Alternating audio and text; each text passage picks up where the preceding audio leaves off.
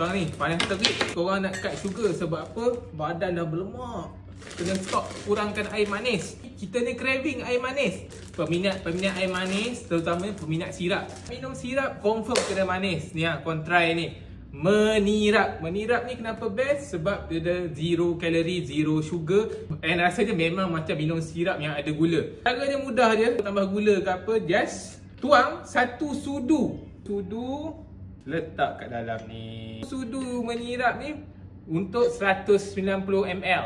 Sama macam segelas air lah. Nak lagi sedap, boleh guna air sparkling ataupun air masak. Tapi hari ni sebabkan aku dah haga, panas terik, kita pakai air sparkling.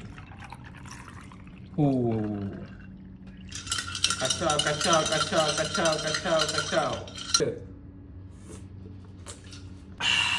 Nikmat. Rasa macam makan sirap kat kenduri. Memang rasa macam letak gula. Pada siapa yang nak minum manis tapi nak sihat, minum dulu.